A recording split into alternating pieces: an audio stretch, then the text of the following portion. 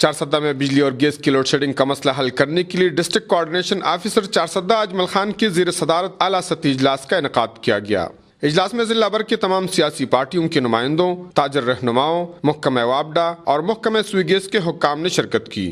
بجلی اور گیس کی لوڈ شیڈنگ میں کمی اور لوڈ شیڈنگ کے باعث پیدا ہونے والے مسائل کا حل افہام و تفہیم سے تلاش کرنے کے لیے ڈی سی او چارسدہ کی زیر قیادت ایک کمیٹی تشکیل دی گئی۔ اس موقع پر ڈی سی او چارسدہ اجمل خان نے کہا کہ لوڈ شیڈنگ کی وجہ سے عوام اور بالخصوص تاجر برادری کو شدید مشکلات کا سامنا ہے، جس کی وجہ سے آئے روز چارسدہ کے مختلف بازاروں میں جلسی جلوس اور احتجاجی مظاہرے ہو رہے ہیں، جن میں کسی بھی وقت ناخوشگوار واقعہ پیش آ سکتا ہے۔ ڈی سی او نے مزید کہا کہ ان مسائل کو بازاروں میں جلسی جلوسوں کے ذریعے حل کرنے کی بجائے میز پر بیٹھ کر حل کیے جائیں۔ کمیٹی میں سیاسی پارٹیوں، تاجر برادری، محکمہ وابڈہ اور سوئی گیس کے نمائندوں کو ممبرز مقرر کیا گیا، جو لوڈ شیڈنگ کے حوالے سے مسائل کا احسن حل تلاش کریں گے۔ کفایت اللہ، اے نیوز، چارسدہ۔